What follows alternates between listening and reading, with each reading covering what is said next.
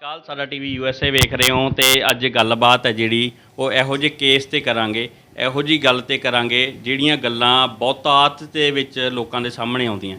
ਉਹ ਗੱਲਾਂ ਨੇ ਜਦੋਂ ਕੁੜੀਆਂ ਜਾਂ ਮੁੰਡੇ ਬਾਹਰ ਜਾਂਦੇ ਨੇ ਤੇ ਫਿਰ ਉਹ ਬਾਹਰ ਜਾ ਕੇ ਆਪਦੇ ਹਮਸਫਰ ਨੂੰ ਛੱਡ ਦਿੰਦੇ ਨੇ ਤੇ ਉਹਦੇ ਬਾਅਦ ਉਹਨਾਂ ਦਾ ਕੀ ਬਣਦਾ ਹੈ, ਉਹਨਾਂ ਦਾ ਕੀ ਹੁੰਦਾ ਹੈ। ਇਸ ਗੱਲਬਾਤ ਤੇ ਇਹ ਗੱਲਾਂ ਬਾਤਾਂ ਸਾਡੇ ਸਾਹਮਣੇ ਆਉਂਦੀਆਂ, ਪਰ ਇਹਨਾਂ ਦਾ ਨਿਪਟਾਰਾ ਕਿਵੇਂ ਹੁੰਦਾ ਹੈ, ਕੀ ਹੁੰਦਾ ਹੈ। ਇਹੋ ਜਿਹੀ ਇੱਕ ਸੰਸਥਾ ਬਣਾਈ ਹੋਈ ਹੈ ਜਿਨ੍ਹਾਂ ਦੇ ਇੰਪਲੋਏ ਨੇ ਜਿਹੜੇ ਜਾਂ ਜਿਨ੍ਹਾਂ ਦੇ ਜਿਹੜੇ ਉਹ ਚਲਾ ਰਹੇ ਨੇ, ਅਸੀਂ ਉਹਨਾਂ ਦੇ ਰੂਬਰੂ ਕਰਵਾਵਾਂਗੇ ਤੁਹਾਨੂੰ ਤੇ ਇਹ ਪੁੱਛਾਂਗੇ ਆਪਾਂ ਵੀ ਕੀ ਹੁੰਦਾ ਹੈ, ਕਿਉਂ ਹੁੰਦੇ ਇਹੋ ਜਿਹੇ ਕੇਸ। ਕਿਉਂਕਿ ਸਾਡਾ ਪੰਜਾਬ ਜਾਂ ਸਾਡੀ ਜਿਹੜੀ ਸੱਭਿਅਤਾ ਹੈ ਉਹ ਬਹੁਤ ਇਹੋ ਜਿਹੀ ਹੈ ਜਿਹਦੇ ਪਿੱਛੇ ਅਸੀਂ ਇਹ ਗੱਲਾਂ ਨਹੀਂ ਕਰ ਸਕਦੇ ਕਿ ਕਿਉਂਕਿ ਸਾਨੂੰ ਪਤਾ ਹੈ ਕਿ ਸਾਡੀ ਜਿਹੜੀ ਸੱਭਿਅਤਾ ਉਹ ਗੁਰੂਆਂ ਪੀਰਾਂ ਦੀ ਹੈ ਤੇ ਉੱਥੋਂ ਇਹ ਚੀਜ਼ਾਂ ਸਾਨੂੰ ਨਹੀਂ ਸਿਖਾਈਆਂ ਜਾਂਦੀਆਂ। ਫਿਰ ਹੁਣ ਇਹ ਗੱਲਾਂ ਬਹੁਤਾਤ ਦੇ ਵਿੱਚ ਕਿਉਂ ਹੋਣ ਲੱਗ ਗਈਆਂ, ਹੁਣ ਗਾਣਿਆਂ ਦੇ ਵਿੱਚ ਸਾਡੀ ਜਿਹੜੀ ਸੱਭਿਅਤਾ ਕਿਉਂ ਰੋਲਣ ਲੱਗ ਗਈ। ਸੋ ਤੁਹਾਨੂੰ ਬੁਲਾਉਣੇ ਆ ਸਤਿੰਦਰ ਸੱਤੀ ਜੀ ਦੇ ਨਾਲ ਤੇ ਜਿਹੜੀ ਸਾਡੇ ਸਵਾਲ ਨੇ ਉਹਨਾਂ ਦੇ ਜਵਾਬ ਆਪਾਂ ਉਹਨਾਂ ਤੋਂ ਲਵਾਂਗੇ। ਦੋਸਤੋ ਸਤਵਿੰਦਰ ਸੱਤੀ ਜੀ ਸਾਡੇ ਨਾਲ ਮੌਜੂਦ ਨੇ। ਸਤਵਿੰਦਰ ਸੱਤੀ ਜੀ ਬਹੁਤ ਬਹੁਤ ਸਵਾਗਤ ਹੈ ਤੁਹਾਡਾ ਸਾਡਾ ਟੀਵੀ USA। ਥੈਂਕ ਯੂ ਜੀ, ਸਤਿ ਸ਼੍ਰੀ ਅਕਾਲ। ਸਤਵਿੰਦਰ ਸੱਤੀ ਜੀ, ਤੁਸੀਂ ਸੁਸਾਇਟੀ ਚਲਾਉਂਦੇ ਹੋ ਅਬ ਨਹੀਂ, ਅਬ ਨਹੀਂ ਦਾ ਮਤਲਬ ਕੀ ਹੈ? ਅਬ ਨਹੀਂ ਵੈਲਫੇਅਰ ਸੁਸਾਇਟੀ, ਜਿਹਦਾ ਮਤਲਬ ਹੈ ABBNHI ਅਬੈਂਡਡ ਬਰਾਈਡਸ ਬਾਈ NRI ਹਸਬੈਂਡਸ ਇੰਟਰਨੈਸ਼ਨਲੀ। ਇਹ ਉਹਨਾਂ ਲੜਕੀਆਂ ਦਾ ਸਮੂਹ ਹੈ ਜਿਨ੍ਹਾਂ ਨੂੰ ਉਹਨਾਂ ਦੇ NRI ਪਤੀ ਵਿਆਹ ਕਰਵਾ ਕੇ ਇੰਡੀਆ 'ਚ ਛੱਡ ਗਏ ਤੇ ਉਹਨਾਂ ਨੇ ਵਾਪਸ ਉਹਨਾਂ ਦੀ ਸਾਰ ਨਹੀਂ ਲਈ। ਅੱਛਾ, ਇਹ ਸਿਰਫ ਤੁਸੀਂ ਜਿਹੜੇ ਉਹ ਪਤੀ ਉਹਨਾਂ ਦੀ ਹੀ ਕਰਦੇ ਹੋ ਜਾਂ ਕੋਈ ਇਹੋ ਜਿਹੀਆਂ ਕੁੜੀਆਂ ਵੀ ਨੇ ਜਿਹੜੀਆਂ ਇੱਥੇ ਧੋਖਾ ਦੇ ਕੇ ਜਾਂ ਇੱਥੇ ਛੱਡ ਜਾਂਦੀਆਂ ਨੇ, ਉਹਨਾਂ 'ਤੇ ਵੀ ਤੁਸੀਂ ਕਰਦੇ ਹੋ? ਜਦੋਂ ਇਹ ਸੰਸਥਾ ਸ਼ੁਰੂ ਕੀਤੀ ਸੀ, ਜਦੋਂ ਇਹ ਮੇਰੇ ਮਨ ਦੇ ਵਿੱਚ ਇਹ ਵਿਚਾਰ ਆਇਆ ਸੀਗਾ ਕਿ ਇਸ ਤਰ੍ਹਾਂ ਦਾ ਕੁਝ ਕਰਨਾ ਆ ਅਸੀਂ, ਤਾਂ ਉਦੋਂ ਸਿਰਫ ਕੁੜੀਆਂ ਦੀ ਆਵਾਜ਼ ਬਣੀ ਸੀ। ਤੇ ਉਸ ਤੋਂ ਬਾਅਦ ਹੌਲੀ ਹੌਲੀ ਜਦੋਂ ਇਹ ਕੇਸ ਵੱਧਦੇ ਗਏ ਤਾਂ ਹੌਲੀ ਹੌਲੀ ਸਾਡੇ ਨਾਲ ਕੁਝ ਮੁੰਡੇ ਵੀ ਇਸ ਤਰ੍ਹਾਂ ਦੇ ਆਉਣੇ ਸ਼ੁਰੂ ਹੋ ਗਏ ਜਿਨ੍ਹਾਂ ਕੋਲੇ ਕੁਝ ਪ੍ਰੂਫ ਸੀਗੇ, ਜਿਨ੍ਹਾਂ ਨੇ ਆਈਲੈਟਸ ਕਰਵਾ ਕੇ ਖਰਚਾ ਕਰਕੇ ਆਪਣੀਆਂ ਵਾਈਫਸ ਨੂੰ ਬਾਹਰ ਭੇਜਿਆ ਸੀ, ਬਟ ਉਹਨਾਂ ਨੇ ਉੱਥੇ ਜਾ ਕੇ ਮਤਲਬ ਉਹਨਾਂ ਨਾਲੋਂ ਰਾਬਤਾ ਖਤਮ ਕਰ ਲਿਆ ਸੀ। ਇਸ ਕਰਕੇ ਜਿਹੜੀ ਇਹ ਸੰਸਥਾ ਆ ਇਹ ਸੱਚ ਨਾਲ ਖੜੀ ਹੈ, ਬੇਸ਼ੱਕ ਉਹ ਮੁੰਡਾ ਹੋਵੇ ਜਾਂ ਕੁੜੀ ਹੋਵੇ। ਅੱਛਾ, ਇਹ ਤੁਹਾਡੇ ਦਿਮਾਗ ਦੇ ਵਿੱਚ ਇਹ ਖਿਆਲ ਆਇਆ ਕਿਵੇਂ ਕੋਈ ਇਹੋ ਜਿਹੀ ਸੰਸਥਾ ਦੀ ਲੋਕਾਂ ਨੂੰ ਲੋੜ ਹੈ? ਕਿਉਂਕਿ ਮੈਂ ਖੁਦ ਇੱਕ NRI ਤੋਂ ਪੀੜਤ ਹਾਂ, ਮੈਂ ਖੁਦ ਇੱਕ ਵਿਕਟਮ ਹਾਂ, ਮੈਂ ਇਹ ਦਰਦ ਹੰਢਾਇਆ ਆ। ਔਰ ਜਦੋਂ ਇਹ ਤਨ 'ਤੇ ਬੀਤਿਆ, ਜਦੋਂ ਇਹ ਫੀਲਿੰਗ ਆਈ ਕਿ ਜਦੋਂ ਧੱਕੇ ਖਾਦੇ ਥਾਣੇ ਕਚਹਿਰੀਆਂ ਦੇ ਵਿੱਚ ਜਾ ਜਾ ਕੇ ਤੇ ਕਿਸੇ ਪਾਸੇ ਸੁਣਵਾਈ ਨਹੀਂ ਹੋਈ, ਉਸ ਟਾਈਮ ਜ਼ਰੂਰਤ ਸਮਝੀ ਕਿ ਨਹੀਂ ਕੁਛ ਇਸ ਤਰ੍ਹਾਂ ਦਾ ਕਰਨਾ ਚਾਹੀਦਾ, ਕੁਛ ਇਸ ਤਰ੍ਹਾਂ ਦੀ ਆਵਾਜ਼ ਬਣਨਾ ਚਾਹੀਦਾ। ਕਿਉਂਕਿ ਕੁੜੀਆਂ ਕੋਰਟ ਕਚਹਿਰੀਆਂ ਥਾਣਿਆਂ ਦੇ ਵਿੱਚ ਛੋਟੇ ਛੋਟੇ ਬੱਚਿਆਂ ਨਾਲ, ਬਜ਼ੁਰਗ ਪੇਰੈਂਟਸ ਦੇ ਨਾਲ ਧੱਕੇ ਖਾਂਦੀਆਂ ਮੈਂ ਵੇਖੀਆਂ। ਮੈਂ ਖੁਦ ਆਪਣੇ ਬਜ਼ੁਰਗ ਪੇਰੈਂਟਸ ਦੇ ਨਾਲ ਧੱਕੇ ਖਾਦੇ ਤੇ ਉਸ ਤੋਂ ਬਾਅਦ ਇਹ ਅਹਿਸਾਸ ਹੋਇਆ ਕਿ ਨਹੀਂ ਕੁਛ ਇਸ ਤਰ੍ਹਾਂ ਦਾ ਕਰਨਾ ਚਾਹੀਦਾ, ਇਸ ਤਰ੍ਹਾਂ ਦੀ ਆਵਾਜ਼ ਬਣਨਾ ਚਾਹੀਦਾ ਤੇ ਉਸ ਤੋਂ ਬਾਅਦ ਇਹ ਸੰਸਥਾ ਬਣਾਉਣ ਦਾ ਫੈਸਲਾ ਕਰ ਲਿਆ। ਕਿੰਨੇ ਕੁ ਸਾਲ ਹੋ ਗਏ ਜੀ ਇਹ ਸੰਸਥਾ ਬਣੀ? ਇਹ ਸੰਸਥਾ 2016 ਦੇ ਸਟਾਰਟਿੰਗ ਤੋਂ ਜਿਹੜੀ ਕੰਮ ਕਰ ਰਹੀ ਆ, ਕਿਉਂਕਿ ਮੇਰੇ ਨਾਲ ਜਿਹੜਾ ਧੋਖਾ ਹੋਇਆ ਸੀ ਉਹ 2015 ਦੇ ਵਿੱਚ ਹੋਇਆ ਸੀ। ਕੀ ਹੋਇਆ ਸੀਗਾ, ਥੋੜ੍ਹਾ ਜਿਹਾ ਡਿਟੇਲ ਦੇ ਵਿੱਚ ਜੇ ਤੁਸੀਂ ਦੱਸ ਸਕੋ ਤਾਂ। ਮੇਰੇ ਨਾਲ ਮੇਰੀ ਮੈਰਿਜ ਘਰਦਿਆਂ ਨੇ ਕੀਤੀ ਸੀ ਇੱਕ ਟੀਚਰ ਦੇ ਨਾਲ, ਕਿਉਂਕਿ ਮੈਂ ਵੀ ਇੱਕ ਟੀਚਰ ਸੀ। ਬਟ ਉਸ ਤੋਂ 6 ਮਹੀਨੇ ਬਾਅਦ ਉਹਦਾ ਮਨ ਕੀਤਾ ਕਿ ਉਹ ਬਾਹਰ ਚਲਿਆ ਜਾਵੇ ਤੇ ਬਾਹਰ ਜਾਣ ਤੋਂ ਬਾਅਦ ਉਹ ਕਦੇ ਵਾਪਸ ਨਹੀਂ ਆਇਆ। ਉਹਦੇ ਮਨ ਦੇ ਵਿੱਚ ਉਹੀ ਜਿਹੜੀ ਉੱਧਰਲੀ ਦੁਨੀਆ ਸੀ ਉਹ ਵਸ ਗਈ ਹੈ ਤੇ ਉਹਨੇ ਉਹ ਭੁੱਲ ਗਏ ਉਹ ਇਸ ਟਾਈਮ ਕਿ ਮੈਂ ਇੰਡੀਆ ਦੇ ਵਿੱਚ ਕਿਸੇ ਨੂੰ ਛੱਡ ਕੇ ਆਇਆ। ਸਤੀ ਜੀ, ਵੱਡੀ ਗੱਲ ਇਹ ਹੈ ਜਿਵੇਂ ਮੈਂ ਸ਼ੁਰੂ ਦੇ ਵਿੱਚ ਗੱਲ ਕੀਤੀ ਕਿ ਜਿਹੜਾ ਸਾਡਾ ਪੰਜਾਬ ਹੈ ਗੁਰੂਆਂ ਪੀਰਾਂ ਦਾ ਮੰਨਿਆ ਜਾਂਦਾ ਹੈ। ਸਾਨੂੰ ਛੋਟੇ ਹੁੰਦਿਆਂ ਨੂੰ ਵੀ ਘਰ ਦੇ ਇਹ ਸਿਖਾਉਂਦੇ ਆ ਕਿ ਵੀ ਜਿੱਥੇ ਤੁਸੀਂ ਵਿਆਹੇ ਹੋਏ ਹੋ ਜਾਂ ਜਿਹੜੀ ਕੁੜੀ ਨਾਲ ਜਾਂ ਜਿਹੜੇ ਮੁੰਡੇ ਨਾਲ ਤੁਸੀਂ ਸਾਰੀ ਜ਼ਿੰਦਗੀ ਉਹਦੇ ਨਾਲ ਟਪਾਉਣੀ ਹੈ। ਫਿਰ ਇਹੋ ਜਿਹੇ ਹਾਲਾਤ ਕਿਉਂ ਬਣਦੇ ਨੇ, ਕਿਉਂ ਲੋਕ ਇੱਥੋਂ ਛੱਡ ਕੇ ਉੱਧਰ ਦੇ ਹੋ ਜਾਂਦੇ ਨੇ, ਕਿਉਂ ਬਣਦੇ ਨੇ? ਦੇਖੋ ਜੀ, ਮੇਰੀ ਮੈਰਿਜ 2009 ਦੇ ਵਿੱਚ ਹੋਈ ਸੀ ਤੇ ਮੇਰੇ ਹਸਬੈਂਡ 2010 ਤੋਂ ਬਾਹਰ ਨੇ। ਜੇ ਇੱਦਾਂ ਦੇ ਜਿਹੜੇ ਵਿਚਾਰ ਨੇ ਉਹ ਮੰਮੀ ਪਾਪਾ ਨੇ ਸ਼ੁਰੂ ਤੋਂ ਮਨ ਦੇ ਵਿੱਚ ਪਾਏ ਹੋਏ ਸੀ ਕਿ ਜਿੱਥੇ ਤੈਨੂੰ ਵਿਆਹ ਤਾਂ ਤੂੰ ਉੱਥੇ ਹੀ ਰਹਿਣਾ ਆ ਤੇ ਉਹਨਾਂ ਦੇ ਘਰ ਦੀ ਗੱਲ ਇੱਥੇ ਆ ਕੇ ਨਹੀਂ ਕਰਨੀ, ਤਾਂ ਹੀ ਸ਼ਾਇਦ 2015 ਤੱਕ ਮੈਂ ਆਪਣੇ ਜਿਹੜੇ ਅਰਮਾਨ ਸੀ ਉਹ ਅੰਦਰ ਹੀ ਘੁੱਟ ਕੇ ਰੱਖੇ ਕਿ ਮੈਂ ਉਹਨਾਂ ਦੇ ਘਰ ਦੀ ਗੱਲ ਇੱਧਰ ਨਹੀਂ ਕੀਤੀ, ਕਿਉਂਕਿ ਉਸ ਘਰ ਦੇ ਵਿੱਚ ਬਸਣਾ ਚਾਹੁੰਦੀ ਸੀ ਤੇ ਆਪਣੀ ਜ਼ਿੰਦਗੀ ਨੂੰ ਵਧੀਆ ਤਰੀਕੇ ਨਾਲ ਜੀਣਾ ਚਾਹੁੰਦੀ ਸੀ। ਪਰ ਜਦੋਂ ਜਿਹੜਾ ਪਾਣੀ ਸੀ ਉਹ ਸਿਰ ਤੋਂ ਟੱਪ ਗਿਆ, ਜਦੋਂ ਕਿਸੇ ਤਰੀਕੇ ਨਾਲ ਉਸ ਇਨਸਾਨ ਨੇ ਇੰਡੀਆ ਆ ਕੇ ਮੈਨੂੰ ਕਿਰਾਏ 'ਤੇ ਛੱਡਤਾ ਤੇ ਉਸ ਤੋਂ ਬਾਅਦ ਦੁਬਾਰਾ ਉਹ ਚੱਲ ਗਿਆ, ਉਦੋਂ ਇਹ ਫੀਲਿੰਗ ਆਈ ਵੀ ਨਹੀਂ ਇਹ ਇਨਸਾਨ ਆ ਜਿਹੜਾ ਹੁਣ ਇੰਡੀਆ 'ਚ ਨਹੀਂ ਰਹਿ ਸਕਦਾ, ਕਿਉਂਕਿ ਉਹ ਮੈਨੂੰ ਇਹ ਚੀਜ਼ ਕਹਿ ਚੁੱਕੇ ਸੀ ਕਿ ਇੰਡੀਆ ਦੇ ਵਿੱਚ ਹੁਣ ਮੇਰਾ ਕੁਛ ਨਹੀਂ ਹੈ, ਮਤਲਬ ਉਧਰਲੀ ਦੁਨੀਆ ਨੇ ਹੀ ਉਹਨੂੰ ਇੰਨਾ ਜ਼ਿਆਦਾ ਮੋਹ ਲਿਆ ਸੀ, ਉਧਰ ਇੰਨੀਆਂ ਜ਼ਿਆਦਾ ਫੈਸਿਲਿਟੀਆਂ ਉਹਨਾਂ ਨੂੰ ਮਿਲਦੀਆਂ ਨੇ ਕਿ ਜਿਹਦੀ ਵਜ੍ਹਾ ਕਰਕੇ ਉਹ ਇੰਡੀਆ ਆਉਣਾ ਚੰਗਾ ਨਹੀਂ ਸਮਝਦੇ। ਅੱਛਾ, ਅੱਜ ਤੱਕ ਕਿੰਨੇ ਕੁ ਕੇਸ ਹੈ ਜਿਹੜੇ ਤੁਸੀਂ ਅੱਜ ਤੱਕ ਸੋਲਵ ਕਰ ਚੁੱਕੇ ਹੋ? ਸੋਲਵ ਤਾਂ ਦੇਖੋ ਜੀ ਨੀਅਰ ਅਬਾਊਟ 90 ਦੇ ਕਰੀਬ ਆਪਾਂ ਕਹਿ ਸਕਦੇ ਹਾਂ, ਅਤੇ ਜਿਨ੍ਹਾਂ ਵਿੱਚੋਂ ਬਹੁਤ ਸਾਰਿਆਂ ਨੇ ਸੈਪਰੇਸ਼ਨ ਲੈ ਲਈ ਆ, ਬਹੁਤ ਸਾਰੇ ਜਿਹੜੇ ਘਰ ਨੇ ਉਹ ਵਸ ਚੁੱਕੇ ਆ, ਘਰ ਤਕਰੀਬਨ 18-15 ਤੱਕ ਕਹਿ ਸਕਦੇ ਹਾਂ ਆਪਾਂ ਜਿਹੜੇ ਵਸ ਚੁੱਕੇ ਆ। ਬਾਕੀ ਡੋਮੈਸਟਿਕ ਵਾਇਲੈਂਸ ਦੀਆਂ ਪੀੜਤ ਕੁੜੀਆਂ ਵੀ ਸਾਡੇ ਕੋਲ ਆਉਂਦੀਆਂ ਨੇ, ਔਰ ਉਸ ਤੋਂ ਬਾਅਦ ਸਾਡੇ ਕੋਲੇ ਤਕਰੀਬਨ 700 750 ਦੇ ਕਰੀਬ ਕੇਸ ਹੈਗਾ। ਅੱਛਾ, ਸੱਤੀ ਜੀ ਕਦੇ ਜਾਣਨ ਦੀ ਕੋਸ਼ਿਸ਼ ਕੀਤੀ ਹੈ ਵੀ ਇਹਦੇ ਪਿੱਛੇ ਕਾਰਨ ਕੀ ਹੈ? ਕਿਉਂਕਿ ਜਦੋਂ ਤੱਕ ਅਸੀਂ ਜੜ ਨਹੀਂ ਫੜਾਂਗੇ ਕਿਸੇ ਵੀ ਬਿਮਾਰੀ ਦੀ, ਉਹਨਾਂ ਚਿਰ ਇਸ ਚੀਜ਼ ਦਾ ਹੱਲ ਨਹੀਂ। ਇਹਦੇ ਪਿੱਛੇ ਅਨਐਮਪਲਾਇਮੈਂਟ ਕਹਿ ਸਕਦੇ ਹਾਂ। ਇੱਕ ਸਭ ਤੋਂ ਪਹਿਲੀ ਗੱਲ ਹੈਗੀ ਅਨਐਮਪਲਾਇਮੈਂਟ। ਸਾਡੇ ਬੱਚੇ ਪੜ੍ਹੇ ਲਿਖੇ ਨੇ ਬਹੁਤ ਜ਼ਿਆਦਾ, ਉਹਨਾਂ ਦੀ ਕੁਆਲੀਫਿਕੇਸ਼ਨ ਵਧੀਆ ਹੁੰਦੀ ਆ, ਅਤੇ ਉਹ ਜਿਹੜੇ ਹੈਗੇ ਨੇ ਉਹਨਾਂ ਨੂੰ ਉਹਨਾਂ ਦੀ ਕੁਆਲੀਫਿਕੇਸ਼ਨ ਦੇ ਅਕੋਰਡਿੰਗ ਇੱਧਰ ਜਿਹੜੀ ਨੌਕਰੀ ਆ ਉਹ ਨਹੀਂ ਮਿਲਦੀ। ਅਤੇ ਦੂਸਰੀ ਗੱਲ ਕਿ ਜਿਹੜਾ ਨਸ਼ਾ ਵਾ ਉਹ ਇੱਧਰ ਇੰਨਾ ਕੁ ਜ਼ਿਆਦਾ ਵੱਧ ਚੁੱਕਿਆ ਕਿ ਹਰ ਪੇਰੈਂਟਸ ਚਾਹੁੰਦਾ ਕਿ ਸਾਡਾ ਬੱਚਾ ਸੇਫ ਹੋਵੇ, ਕਿਉਂਕਿ ਇੱਧਰ ਭ੍ਰਿਸ਼ਟਾਚਾਰ ਵਗੈਰਾ ਸਭ ਕੁਝ ਬਹੁਤ ਜ਼ਿਆਦਾ ਵੱਧ ਚੁੱਕਿਆ, ਜਿਵੇਂ ਕਿ ਤੁਸੀਂ ਜਾਣਦੇ ਹੀ ਹੋ। ਅਤੇ ਪੇਰੈਂਟਸ ਆਪਣੇ ਬੱਚਿਆਂ ਨੂੰ ਸੇਫਲੀ ਦੂਸਰੇ ਕੰਟਰੀ ਦੇ ਵਿੱਚ ਭੇਜਣਾ ਚਾਹੁੰਦਾ, ਅਤੇ ਜਦੋਂ ਬੱਚੇ ਉੱਧਰ ਚਲੇ ਜਾਂਦੇ ਆ ਅਤੇ ਉਹ ਉੱਥੇ ਜਾ ਕੇ ਵਾਪਸ ਆਉਣਾ ਹੀ ਨਹੀਂ ਚਾਹੁੰਦੇ, ਕਿਉਂਕਿ ਉਹਨਾਂ ਨੂੰ ਉਹ ਸਾਰੀ ਚੀਜ਼ ਉੱਥੇ ਚਾਹੀਦੀ ਹੈ, ਜੋ ਉਹਨਾਂ ਨੂੰ ਚਾਹੀਦਾ ਹੁੰਦਾ ਉਹ ਉਹਨਾਂ ਨੂੰ ਉਸ ਕੰਟਰੀ ਦੇ ਵਿੱਚ ਮਿਲਦਾ ਹੈ। ਜੇ ਨਸ਼ੇ ਦੀ ਗੱਲ ਕਰੀਏ ਤਾਂ ਮੇਰੇ ਹਿਸਾਬ ਨਾਲ ਪੰਜਾਬ ਤੋਂ ਵੱਧ ਨਸ਼ਾ ਦੂਜੇ ਦੇਸ਼ਾਂ ਦੇ ਵਿੱਚ, ਪਰ ਫਿਰ ਵੀ ਲੋਕ ਹੈ ਜਿਹੜੇ ਉੱਥੇ ਉਹ ਨਸ਼ਾ ਨਹੀਂ ਕਰਦੇ, ਪੰਜਾਬ ਦੇ ਵਿੱਚ ਕਰਦੇ ਆ। ਜੇ ਆਪਾਂ ਨਸ਼ੇ ਦੀ ਪਾਰਟੀਕੂਲਰ ਗੱਲ ਕਰੀਏ, ਕੀ ਕਾਰਨ ਹੈ? ਸਭ ਤੋਂ ਪਹਿਲਾਂ ਛੋਟੀ ਅੱਜ ਦੀ ਗੱਲ ਕਰਦੇ ਹਾਂ ਕਿ ਅਸੀਂ ਸਭ ਤੋਂ ਪਹਿਲਾਂ ਸਾਡੇ ਬੱਚੇ ਦੇ ਹੱਥ ਵਿੱਚ ਮੋਬਾਈਲ ਦਿੰਦੇ ਹਾਂ। ਜਦੋਂ ਸਾਡਾ ਬੱਚਾ ਜੰਮਦਾ ਆ, 2-4 ਮਹੀਨੇ ਦਾ ਹੁੰਦਾ, 6 ਮਹੀਨੇ ਦਾ ਹੁੰਦਾ, ਅਤੇ ਉਹ ਜਦੋਂ ਰੋਂਦਾ ਆ ਤਾਂ ਮਾਂ ਉਹਨੂੰ ਲੋਰੀ ਦੇਣ ਦੀ ਬਜਾਏ ਜਾਂ ਉਹਨੂੰ ਚੁੱਪ ਕਰਾਉਣ ਦੀ ਬਜਾਏ ਉਹਨੂੰ ਮੋਬਾਈਲ ਲਾ ਕੇ ਫੜਾ ਦਿੰਦੀ ਆ। ਅਸੀਂ ਖੁਦ ਆਪਣੇ ਬੱਚੇ ਨੂੰ ਇੱਕ ਮੋਬਾਈਲ ਦੇ ਨਸ਼ੇ ਵੱਲ ਜਿਹੜਾ ਭੇਜ ਰਹੇ ਹਾਂ। ਉਸ ਤੋਂ ਬਿਨਾਂ ਜਿਹੜੇ ਬਾਹਰਲੇ ਕੰਟਰੀ ਨੇ ਉੱਥੇ ਇਹ ਚੀਜ਼ਾਂ ਨਹੀਂ ਹੁੰਦੀਆਂ, ਔਰ ਉੱਥੇ ਜਿਹੜੀ ਮਿਹਨਤ ਆ ਬੰਦਾ ਮਤਲਬ ਸਟਾਰਟਿੰਗ ਤੋਂ ਹੀ ਉਹਨਾਂ ਨੂੰ ਕੰਮ ਕਰਨਾ ਪੈਂਦਾ, ਅਤੇ ਇੱਧਰ ਸਾਡੇ ਜਿਹੜੇ ਨਾ ਪੇਰੈਂਟਸ ਧਿਆਨ ਦਿੰਦੇ ਆ ਅਤੇ ਨਾ ਸਾਡੀਆਂ ਸਰਕਾਰਾਂ ਧਿਆਨ ਦਿੰਦੀਆਂ ਕਿ ਜਿਹੜਾ ਕੰਮ ਕਰਨਾ ਉਹ ਜ਼ਰੂਰੀ ਹੁੰਦਾ। ਅਤੇ ਜਦੋਂ ਇੱਕ ਘਰ ਦੇ ਵਿੱਚ ਫੈਮਿਲੀ ਦੇ ਵਿੱਚ ਇੱਕ ਬੰਦਾ ਕਮਾਉਂਦਾ ਹੁੰਦਾ ਅਤੇ ਬਾਕੀ ਸਾਰੇ ਬੈਠ ਕੇ ਖਾਣ ਵਾਲੇ ਹੋ ਜਾਂਦੇ ਆ, ਅਤੇ ਉਹ ਇੰਨੇ ਹੱਡ ਹਰਾਮੀ ਹੋ ਜਾਂਦੇ ਆ ਕਿ ਉਹਨਾਂ ਨੂੰ ਉਹ ਸਮਝਦੇ ਨਹੀਂ ਕਿ ਮਿਹਨਤ ਵੀ ਜ਼ਰੂਰੀ ਆ ਸਾਡੀ ਜ਼ਿੰਦਗੀ ਦੇ ਵਿੱਚ। ਅਤੇ ਉੱਧਰ ਕੀ ਆ, ਜਿੰਨੇ ਜੀਅ ਹੁੰਦੇ ਆ ਉਹਨਾਂ ਨੂੰ ਕਮਾਉਣਾ ਪੈਂਦਾ ਅਤੇ ਉਹਨਾਂ ਨੂੰ ਕੰਮ ਕਰਨਾ ਪੈਂਦਾ। ਮੈਡਮ, ਜਦੋਂ ਤੁਹਾਡੇ ਕੋਲੇ ਕੋਈ ਕੇਸ ਆਉਂਦਾ ਹੈ ਤਾਂ ਤੁਸੀਂ ਕੀ ਚੀਜ਼ਾਂ ਹੈਗੀਆਂ ਜਿਹੜੀਆਂ ਦੇਖਦੇ ਹੋ? ਕਿਉਂਕਿ ਜਿਹੜਾ ਤੁਹਾਡੇ ਕੋਲੇ ਆਊਗਾ ਤਾਂ ਓਬਵੀਅਸਲੀ ਗੱਲ ਹੈ ਕਿ ਤੁਹਾਨੂੰ ਆਪਦੇ ਫੇਵਰ ਦੀ ਗੱਲ ਦੱਸੇਗਾ, ਤਾਂ ਫਿਰ ਤੁਸੀਂ ਉਹਨੂੰ ਜਸਟੀਫਾਈ ਕਿਵੇਂ ਕਰਦੇ ਹੋ ਕਿ ਇਹ ਸਹੀ ਹੈ ਜਾਂ ਗਲਤ ਹੈ? ਪਹਿਲਾਂ ਸਟਾਰਟਿੰਗ ਦੇ ਵਿੱਚ ਇੱਦਾਂ ਹੁੰਦਾ ਸੀ ਕਿ ਜਦੋਂ ਸਾਡੇ ਕੋਲ ਕੋਈ ਕੁੜੀ ਰੋਂਦੇ ਫੋਨ ਕਰਦੀ ਹੁੰਦੀ ਸੀ ਕਿ ਮੈਂ ਲੁੱਟ ਗਈ, ਮਰ ਗਈ, ਮੈਨੂੰ ਆਹ ਪ੍ਰੋਬਲਮ ਆ, ਅਤੇ ਉਸ ਟਾਈਮ ਮੈਨੂੰ ਇਹ ਲੱਗਦਾ ਹੁੰਦਾ ਸੀ ਵੀ ਨਹੀਂ, ਇਹਦੀ ਹੈਲਪ ਕਰਨੀ ਆ। ਫਿਰ ਉਸ ਤੋਂ ਬਾਅਦ ਥੋੜ੍ਹੀ ਜਦੋਂ ਸੱਚਾਈ ਸਾਹਮਣੇ ਆ ਜਾਂਦੀ ਹੈ, ਕਿਸੇ ਕੇਸ ਦੇ ਵਿੱਚ ਕੋਈ ਫਾਲਟ ਨਜ਼ਰ ਆਉਂਦਾ, ਤਾਂ ਫਿਰ ਬਹੁਤ ਦੁੱਖ ਫੀਲ ਹੁੰਦਾ ਵੀ ਨਹੀਂ, ਇੱਦਾਂ ਨਹੀਂ। ਹੁਣ ਕੀ ਕਰਦੇ ਹਾਂ ਅਸੀਂ, ਸਟਾਰਟਿੰਗ ਤੋਂ ਪਹਿਲਾਂ ਉਸ ਤੋਂ ਇੱਕ ਐਫੀਡੇਵਿਟ ਲੈਂਦੇ ਹਾਂ।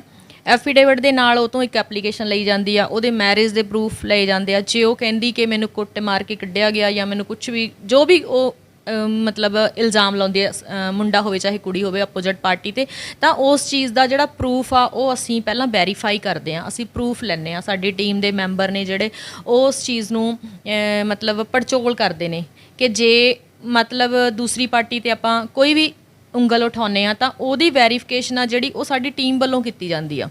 ਫਿਰ ਉਸ ਤੋਂ ਬਾਅਦ ਹੀ ਉਹਦੇ ਨਾਲ ਤੁਰਿਆ ਜਾਂਦਾ। ਅਤੇ ਪਹਿਲਾਂ ਅਸੀਂ ਦੂਸਰੀ ਪਾਰਟੀ ਨਾਲ ਮਤਲਬ ਘੱਟ ਕੰਟੈਕਟ ਕਰਦੇ ਸੀ। ਹੁਣ ਸਭ ਤੋਂ ਪਹਿਲਾ ਸਟੈਪ ਹੀ ਸਾਡਾ ਇਹ ਆ ਕਿ ਅਸੀਂ ਅਪੋਜ਼ਿਟ ਪਾਰਟੀ ਨਾਲ ਗੱਲ ਕਰਨੀ ਆ।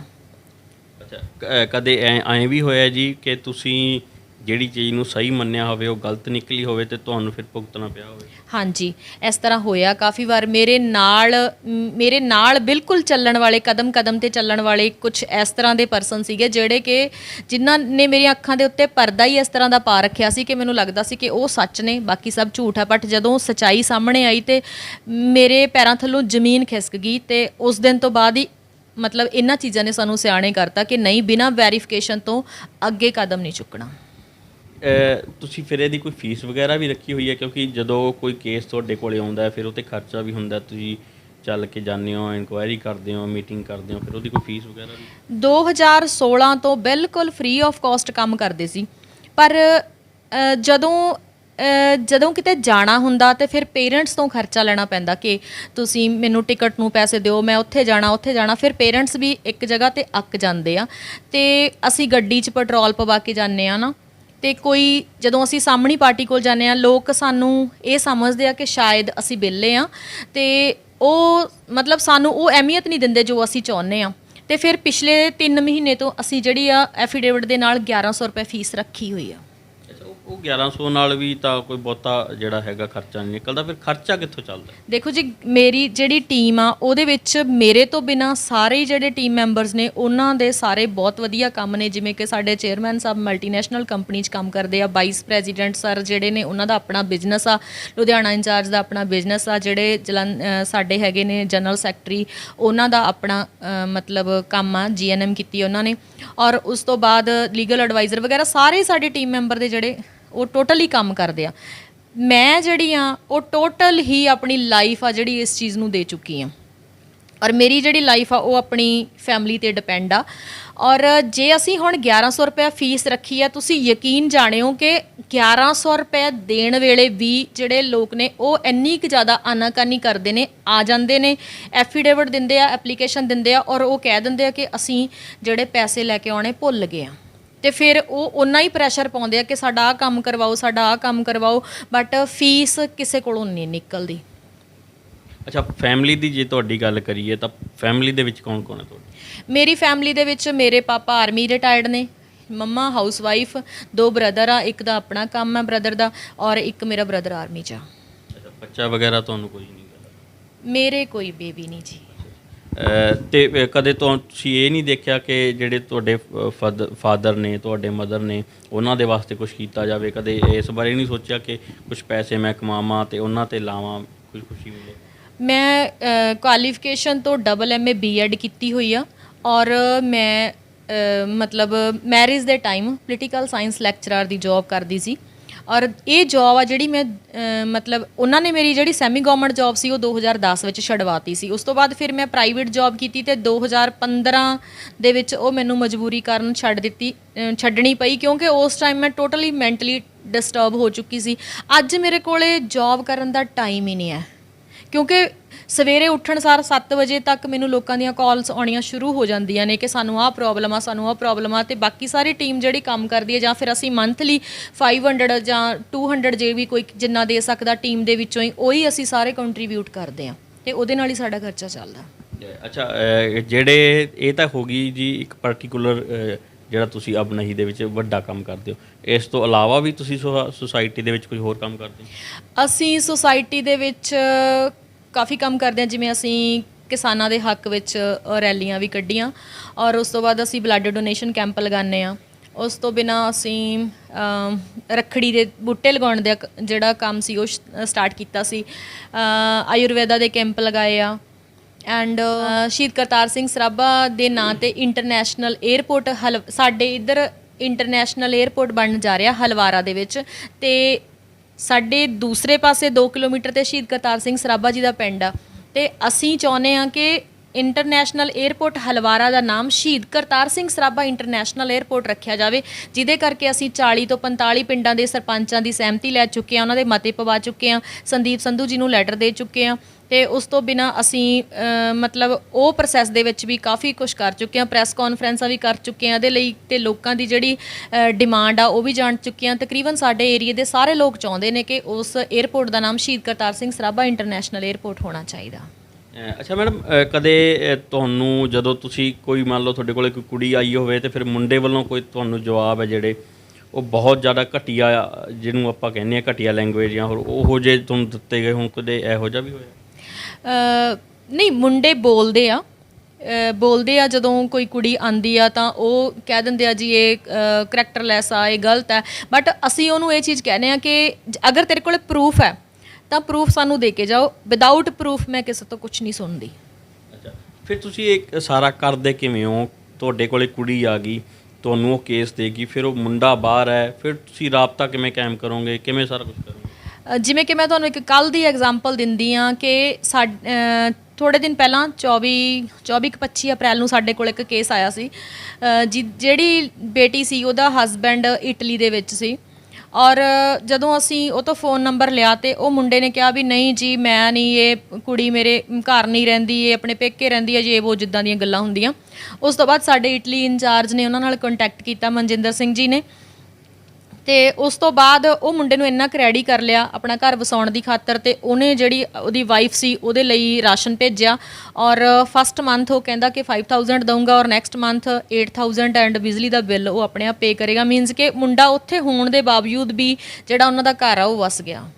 ਅੱਛਾ, ਤੁਹਾਡੀ ਜਿਹੜੀ ਪਹਿਲ ਹੈ ਉਹ ਕਿਸ ਚੀਜ਼ ਨੂੰ ਦਿੱਤੀ ਜਾਂਦੀ ਹੈ, ਘਰ ਵਸਾਉਣ ਨੂੰ ਜਾਂ ਫਿਰ ਉਹਨਾਂ ਨੂੰ ਅਲੱਗ ਕਰਨ? ਨਹੀਂ, ਅਲੱਗ ਕਰਨ ਨੂੰ ਪਹਿਲ ਨਹੀਂ ਦਿੰਦੇ ਅਸੀਂ। ਫਸਟ ਪ੍ਰਾਇੋਰਟੀ ਸਾਡੀ ਇਹੀ ਹੁੰਦੀ ਆ ਕਿ ਜਦੋਂ ਕੋਈ ਸਾਡੇ ਕੋਲ ਆਂਦਾ ਹੈ ਤੇ ਅਸੀਂ ਆਪੋਜ਼ਿਟ ਪਾਰਟੀ ਨਾਲ ਗੱਲ ਕਰਨੀ ਹੁੰਦੀ ਹੈ। ਆਪੋਜ਼ਿਟ ਪਾਰਟੀ ਨਾਲ ਗੱਲ ਕਰਨ ਤੋਂ ਬਾਅਦ ਸਾਨੂੰ ਉਹਨਾਂ ਦੇ ਵੇ ਆਫ ਟਾਕਿੰਗ ਤੋਂ ਪਤਾ ਲੱਗ ਜਾਂਦਾ ਕਿ ਉਹਨਾਂ ਦੇ ਵਿਊ ਕੀ ਨੇ, ਉਹ ਘਰ ਵਸਾਉਣਾ ਚਾਹੁੰਦੇ ਨੇ ਜਾਂ ਨਹੀਂ। ਪਹਿਲੀ ਪਾਰਟੀ ਨੂੰ ਅਸੀਂ ਪਹਿਲਾਂ ਹੀ ਜਾਣ ਚੁੱਕੇ ਹੁੰਦੇ ਹਾਂ ਕਿ ਉਹ ਘਰ ਵਸਾਉਣਾ ਚਾਹੁੰਦੀ ਹੈ ਜਾਂ ਨਹੀਂ। ਅਗਰ ਸਾਨੂੰ 70-80% ਵੀ ਲੱਗਦਾ ਕਿ ਘਰ ਵਸਾਇਆ ਜਾ ਸਕਦਾ ਤਾਂ ਅਸੀਂ ਥੋੜ੍ਹਾ ਜਿਹਾ ਪ੍ਰੈਸ਼ਰ ਦੇ ਕੇ ਉਹਨਾਂ ਦੇ ਘਰ ਵਸਾਉਣ ਦੀ ਕੋਸ਼ਿਸ਼ ਕਰਦੇ ਹਾਂ।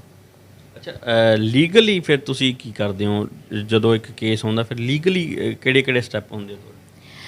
ਲੀਗਲੀ ਜਦੋਂ ਤਾਂ ਸੈਪਰੇਸ਼ਨ ਲੈਣ ਵਾਸਤੇ ਮੰਨ ਜਾਣ, ਇਹ ਵੀ ਮੰਨ ਲਾ ਘਰ ਨਹੀਂ ਵਸਾਇਆ ਇਹਨਾਂ ਨੇ ਡਿਸਾਈਡ ਕਰ ਲਿਆ ਕਿ ਅਸੀਂ ਸੈਪਰੇਸ਼ਨ ਲੈਣੀ ਆ, ਫਿਰ ਉਹਨਾਂ ਨੂੰ ਕੋਰਟ ਦੇ ਵਿੱਚ ਭੇਜ ਦਿੱਤਾ ਜਾਂਦਾ ਔਰ ਉਹਨਾਂ ਦੇ ਸਾਰੇ ਜਿਹੜੇ ਜੋ ਉਹਨਾਂ ਦਾ ਡੌਰੀ ਵਗੈਰਾ ਹੁੰਦੀ ਆ, ਦਿੱਤੀ ਹੁੰਦੀ ਆ, ਉਹ ਮੰਨ ਜਾਂਦੇ ਆ ਆਪਸ ਵਿੱਚ ਪੰਚਾਇਤੀ ਸਮਝੌਤੇ ਦੇ ਵਿੱਚ। ਕਿਉਂਕਿ ਅਸੀਂ ਦੇਖਦੇ ਹਾਂ ਕਿ ਜੇ ਕਿਸੇ ਦਾ ਕੇਸ 15 ਸਾਲ ਚੱਲਦਾ, 20 ਸਾਲ ਚੱਲਦਾ, ਉਸ ਤੋਂ ਬਾਅਦ ਵੀ ਪੰਚਾਇਤੀ ਸਮਝੌਤੇ ਤੋਂ ਬਾਅਦ ਹੀ ਉਹਨਾਂ ਦਾ ਕੋਰਟ ਕੇਸ ਉਹ ਨਿਬੜਦਾ ਆ।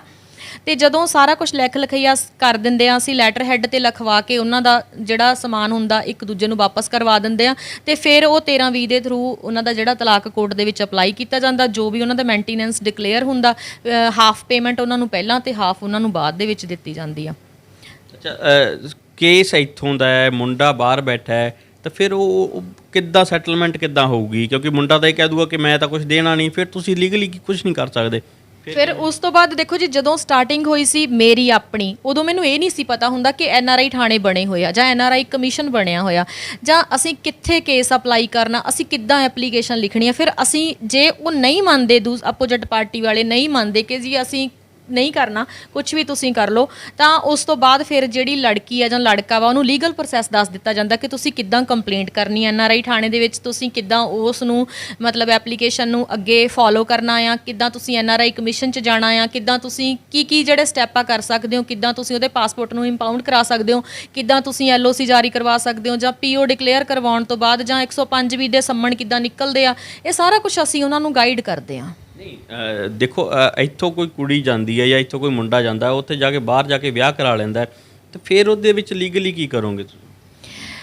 ਦੇਖੋ ਜੀ, ਜੇ ਕਿਸੇ ਪਾਰਟੀ ਨੇ ਪੈਸਾ ਲਾਇਆ ਹੁੰਦਾ, ਪਹਿਲੀ ਪਾਰਟੀ ਨੇ, ਚਾਹੇ ਉਹ ਮੁੰਡਾ ਚਾਹੇ ਕੁੜੀ, ਉਹਨਾਂ ਨੇ ਪੈਸਾ ਜਾਂ ਤਾਂ ਉਹਨਾਂ ਨੂੰ ਬਾਏ ਕੈਸ਼ ਦਿੱਤਾ ਹੁੰਦਾ ਜਾਂ ਫਿਰ ਉਹਨਾਂ ਨੂੰ ਬਾਏ ਅਕਾਊਂਟ ਦਿੱਤਾ ਹੁੰਦਾ।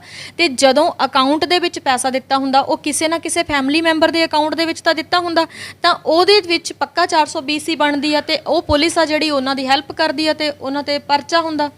ਤੇ ਪਰਚਾ ਹੋਣ ਤੋਂ ਬਾਅਦ ਫਿਰ ਉਹਨਾਂ ਦੇ ਜਿਹੜੇ ਪਾਸਪੋਰਟ ਆ ਉਹ ਇੰਪਾਊਂਡ ਹੋ ਜਾਂਦੇ ਆ, ਇੰਡੀਆ ਨਹੀਂ ਆਉਣ ਜੋਗੇ ਉਹ। ਜੇ ਕਿਸੇ ਦੀ ਲਾਈਫ ਖਰਾਬ ਕਰਕੇ ਜਾਣਗੇ, ਫਿਰ ਆਪਣੀ ਵੀ ਤਾਂ ਲਾਈਫ ਖਰਾਬ ਆ, ਕਿਉਂਕਿ ਅਸੀਂ ਉਸ ਧਰਤੀ ਤੋਂ ਪੈਦਾ ਹੋਏ ਹਾਂ ਜਿਹੜੇ ਜਿੰਨੇ ਸਾਲ ਮਰਜ਼ੀ ਬਾਹਰ ਕੱਟ ਲਈਏ, ਅਸੀਂ ਆਪਣੀ ਧਰਤੀ ਨਾਲੋਂ, ਅਸੀਂ ਆਪਣੇ ਲੋਕਾਂ ਨਾਲੋਂ ਕਦੇ ਨਹੀਂ ਟੁੱਟ ਸਕਦੇ। ਕਦੇ ਨਾ ਕਦੇ ਤਾਂ ਬੰਦੇ ਨੂੰ ਯਾਦ ਆਉਂਦੇ ਆ, ਮੇਰੇ ਪੇਰੈਂਟਸ ਕਿੱਥੇ ਆ, ਮੇਰਾ ਪਿੰਡ ਕਿਹੜਾ ਆ, ਮੈਂ ਆਪਣੇ ਸਾਥੀਆਂ ਨੂੰ ਮਿਲਣਾ ਚਾਹੁੰਦਾ, ਮੇਰੇ ਜਮਾਤੀ ਕੌਣ ਨੇ, ਮੈਨੂੰ ਪਿੰਡ ਜਾਣਾ ਚਾਹੀਦਾ, ਕੋਈ ਸੱਭਿਆਚਾਰਕ ਪ੍ਰੋਗਰਾਮ ਪਿੰਡ ਦਾ ਯਾਦ ਆਉਂਦਾ, ਕਿਉਂਕਿ ਉੱਥੇ ਉਹ ਚੀਜ਼ਾਂ ਨਹੀਂ ਹੈਗੀਆਂ, ਤੇ ਬੰਦਾ ਇੰਡੀਆ ਆਉਣ ਲਈ ਤੜਫਦਾ ਆ। ਤੇ ਜਦੋਂ ਉਹਦੇ ਅੰਦਰ ਇਹ ਚੀਜ਼ ਪੈਦਾ ਹੋ ਜਾਂਦੀ ਹੈ ਵੀ ਨਹੀਂ, ਮੈਂ ਕਦੇ ਇੰਡੀਆ ਨਹੀਂ ਜਾ ਸਕਦਾ, ਤਾਂ ਉਹ ਮੇ ਵੀ ਕੰਪਰੋਮਾਈਜ਼ ਕਰ ਲੈਂਦਾ। ਪਰ ਬਹੁਤੇ ਕੇਸਾਂ ਦੇ ਵਿੱਚ ਕੀ ਆ, ਹੁਣ ਅਸੀਂ 9 ਮਈ 2018 ਦੇ ਵਿੱਚ ਇੱਕ ਦਿੱਲੀ 'ਚ ਪ੍ਰੈਸ ਕਾਨਫਰੰਸ ਕੀਤੀ ਸੀ, ਜਿਹਦੇ ਵਿੱਚ ਅਸੀਂ ਇਹ ਮੁੱਦਾ ਉਠਾਇਆ ਸੀ ਕਿ ਜਿਹੜੀ ਸਰਕਾਰ ਆ ਉਹਨੂੰ ਪਾਸਪੋਰਟ ਇੰਪਾਊਂਡ ਕਰਨੇ ਚਾਹੀਦੇ ਆ। ਤੇ ਉਸ ਤੋਂ ਬਾਅਦ ਲੈਟਰਸ ਨਿਕਲ ਗਈਆਂ ਸਾਰੇ ਪਾਸੇ, ਤੇ ਪਾਸਪੋਰਟ ਇੰਪਾਊਂਡ ਹੋਣੇ ਸਟਾਰਟ ਹੋ ਗਏ। ਹੁਣ ਕੀ ਆ, ਪਾਸਪੋਰਟ ਇੰਪਾਊਂਡ ਹੋਣੇ ਤਾਂ ਸ਼ੁਰੂ ਹੋ ਗਏ, ਪਰ ਜਿਹੜੀ ਸਾਡੀ ਗਵਰਨਮੈਂਟ ਆ ਨਾ, ਉਹ ਉਧਰ ਪਾਸਪੋਰਟ ਇੰਪਾਊਂਡ ਹੋਏ ਮੁੰਡੇ ਜਾਂ ਕੁੜੀ ਦੀ ਫੈਸਿਲਿਟੀ ਆ ਜਿਹੜੀ, ਉਹ ਬੰਦ ਨਹੀਂ ਕਰਦੀ। ਉਹਨਾਂ ਨੂੰ ਉਹੀ ਫੈਸਿਲਿਟੀਜ਼ ਮਤਲਬ ਮਿਲਦੀਆਂ ਰਹਿੰਦੀਆਂ ਨੇ ਫੈਸਿਲਿਟੀਜ਼, ਜਿਹਦੀ ਵਜ੍ਹਾ ਕਰਕੇ ਉਹਨੂੰ ਟੈਨਸ਼ਨ ਨਹੀਂ ਹੁੰਦੀ ਕਿ ਪਾਸਪੋਰਟ ਇੰਪਾਊਂਡ ਹੋ ਗਿਆ, ਪਾਸਪੋਰਟ ਸਸਪੈਂਡ ਹੋ ਗਿਆ, ਰਿਵੋਕ ਹੋ ਗਿਆ, ਜੋ ਮਰਜ਼ੀ ਹੋ ਗਿਆ, ਮੇਰਾ ਕੋਈ ਕੁਝ ਨਹੀਂ ਕਰ ਸਕਦਾ। ਉੱਥੇ ਉਹਨਾਂ ਦਾ ਢੀਠਪੁਣਾ ਆ ਜਾਂਦਾ। ਤੇ ਅਸੀਂ ਮਤਲਬ ਹੁਣੇ ਮੁੱਦਾ ਉਠਾਇਆ ਹੋਇਆ ਕਿ ਸਰਕਾਰ ਤੋਂ ਅਸੀਂ ਇਹ ਮੰਗ ਕਰਦੇ ਹਾਂ ਕਿ ਜਿਨ੍ਹਾਂ ਦੇ ਪਾਸਪੋਰਟ ਇੰਪਾਊਂਡ ਹੋ ਗਏ, ਜਿਨ੍ਹਾਂ ਦੇ ਪਾਸਪੋਰਟ ਸਸਪੈਂਡ ਹੋ ਗਏ, ਜਿਨ੍ਹਾਂ ਦੇ ਪਾਸਪੋਰਟ ਰਿਵੋਕ ਹੋ ਗਏ ਜਾਂ ਉਹ ਪੀਓ ਡਿਕਲੇਅਰ ਹੋ ਗਏ, ਉਹਨਾਂ ਦੀ ਫੈਸਿਲਿਟੀਜ਼ ਆ ਜਿਹੜੀ ਸਾਡੀ ਅੰਬੈਸੀ ਦੀ ਰਿਸਪੌਂਸਿਬਿਲਟੀ ਆ ਕਿ ਉਹਨਾਂ ਦੀ ਜਿਹੜੀਆਂ ਉਧਰ ਫੈਸਿਲਿਟੀਜ਼ ਨੇ ਉਹ ਬੰਦ ਕਰ ਦਿਓ। ਜੇ ਉਹ ਉਧਰ ਫੈਸਿਲਿਟੀਜ਼ ਬੰਦ ਹੋਣਗੀਆਂ, ਉਹਨਾਂ ਨੂੰ ਉਧਰ ਕਹਿ ਦਿੰਦੇ ਵੀ ਡੰਡਾ ਕਾਇਮ ਹੋਊਗਾ, ਤਾਂ ਹੀ ਉਹ ਜਿਹੜੇ ਆਪਣੇ ਇੱਧਰ ਲਾਈਫ ਪਾਰਟਨਰ ਨੂੰ ਛੱਡ ਕੇ ਗਏ ਆ, ਧੋਖਾ ਦੇ ਕੇ ਗਏ ਆ, ਉਹਨਾਂ ਦਾ ਤਾਂ ਹੀ ਕੋਈ ਨਾ ਕੋਈ ਉਹ ਫੈਸਲਾ ਕਰਨਗੇ। ਕੁਝ ਸੱਤੀ ਜੀ ਕੁਝ ਇਹੋ ਜਿਹੇ ਕੇਸ ਵੀ ਆਏ ਨੇ ਜਿਹੜੇ ਹਲੇ ਮੈਰਿਜ ਨਹੀਂ ਹੋਈ, ਸਿਰਫ ਅੰਗੇਜਮੈਂਟ ਹੋਈ ਹੈ ਤੇ ਮੁੰਡਾ ਚਲਾ ਗਿਆ, ਫਿਰ ਉਹ ਹੋਵੇ ਜਾਂ ਕੁਝ ਇਹੋ ਜਿਹਾ?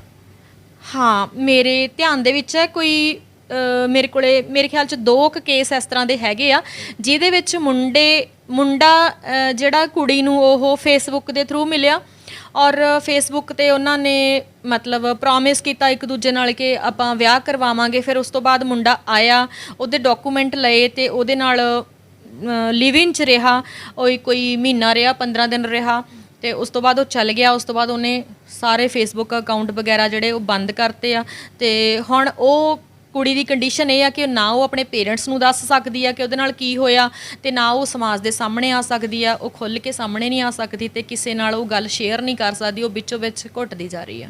ਫਿਰ ਉਹੋ ਜਿਹੇ ਕੇਸ ਦੇ ਵਿੱਚ ਤੁਸੀਂ ਕੀ ਕਰੋਗੇ? ਉਹੋ ਦੇ ਕੇਸ ਦੇ ਵਿੱਚ ਆਪਾਂ ਕੀ ਕਰ ਸਕਦੇ ਹਾਂ ਕਿਉਂਕਿ ਉਸ ਕੇਸ ਦਾ ਕੋਈ ਪ੍ਰੂਫ ਹੀ ਹੈ ਨਹੀਂ। ਬਿਨਾਂ ਪ੍ਰੂਫ ਤੋਂ ਤਾਂ ਆਪਾਂ ਅੱਖਾਂ ਬੰਦ ਕਰਕੇ ਕਿਸੇ ਦੇ ਨਾਲ ਨਹੀਂ ਚੱਲ ਸਕਦੇ ਨਾ, ਕਿਉਂਕਿ ਸਾਨੂੰ ਕੀ ਪਤਾ ਮੇਬੀ ਉਹ ਕੁੜੀ ਜੋ ਦੱਸ ਰਹੀ ਆ ਉਹ ਗਲਤ ਹੋਵੇ, ਪਰ ਜੋ ਉਹ ਦੱਸ ਰਹੀ ਆ, ਜੋ ਉਹਦੀ ਅੱਖਾਂ ਦੇ ਹੰਝੂ ਬਿਆਨ ਕਰਦੇ ਸੀ, ਉਹਨਾਂ ਤੋਂ ਇਹ ਲੱਗਦਾ ਸੀ ਕਿ ਉਹ ਮਤਲਬ ਸਹੀ ਬੋਲ ਰਹੀ ਆ। ਪਰ ਜਦੋਂ ਹੀ ਅਸੀਂ ਉਹ ਮੁੰਡੇ ਨਾਲ ਕੰਟੈਕਟ ਕਰਨ ਦੀ ਕੋਸ਼ਿਸ਼ ਕੀਤੀ ਤਾਂ ਉਹਨੇ ਸਾਨੂੰ ਵੀ ਬਲੌਕ ਕਰਤਾ। ਅੱਛਾ, ਤੇ ਜਦੋਂ ਜਿਵੇਂ ਤੁਸੀਂ ਕੋਈ ਕੇਸ ਅੱਗੇ ਲੀਡ ਕਰਦੇ ਹੋ, ਸਰਕਾਰ ਜਾਂ ਪੁਲਿਸ ਵੱਲੋਂ ਤੁਹਾਨੂੰ ਪੂਰੀ ਸਹਾਇਤਾ ਦਿੱਤੀ ਜਾਂਦੀ ਹੈ? ਹਾਂਜੀ, ਸਾਨੂੰ ਪਹਿਲਾਂ ਜਦੋਂ ਸੀ ਉਦੋਂ ਪੁਲਿਸ ਵੱਲੋਂ ਜਿਹੜੀ ਸਹਾਇਤਾ ਉਹ ਬਹੁਤ ਘੱਟ ਮਿਲੀ ਸੀ, ਬਟ ਹੁਣ ਜਿਹੜੀ ਆ ਪੁਲਿਸ ਵੱਲੋਂ ਵੀ ਸਾਡੀ ਸਹਾਇਤਾ ਕੀਤੀ ਜਾਂਦੀ ਆ ਤੇ ਅਸੀਂ ਕਿਉਂਕਿ ਸਾਰੇ ਡਾਕੂਮੈਂਟ ਆ ਜਾਂ ਐਫੀਡੇਵਿਟ ਲੈ ਕੇ ਜੋ ਵੀ ਪ੍ਰੂਫ ਅਸੀਂ ਪੁਲਿਸ ਨੂੰ ਭੇਜਦੇ ਹਾਂ, ਜਿਹੜੀ ਫਾਈਲ ਸਾਡੇ ਕੋਲ ਆਈ ਹੁੰਦੀ ਆ ਉਹਦੇ ਨਾਲ ਦੀ ਫਾਈਲ ਜਿਹੜੀ ਆ ਉਹ ਪੁਲਿਸ ਕੋਲੇ ਗਈ ਹੁੰਦੀ ਆ ਤੇ ਪੁਲਿਸ ਨੂੰ ਵੈਰੀਫਿਕੇਸ਼ਨ ਕਰਨਾ ਵੀ ਸੌਖਾ ਹੁੰਦਾ। ਜਿੱਥੇ ਉਹਨਾਂ ਨੂੰ ਸਾਡੀ ਹੈਲਪ ਚਾਹੀਦੀ ਅਸੀਂ ਉਹਨਾਂ ਦੀ ਹੈਲਪ ਵੀ ਕਰ ਦਿੰਦੇ ਹਾਂ ਤੇ ਪੁਲਿਸ ਵਧੀਆ ਕੰਮ ਕਰਦੀ ਵੀ ਆ। ਅੱਛਾ, ਜੇ ਕੋਈ ਤੁਹਾਡੇ ਕੋਲੇ ਕੇਸ ਲੈ ਕੇ ਆਉਣਾ ਚਾਹੁੰਦਾ ਹੈ ਤਾਂ ਕੀ ਚੀਜ਼ਾਂ ਦਾ ਧਿਆਨ ਰੱਖੇ?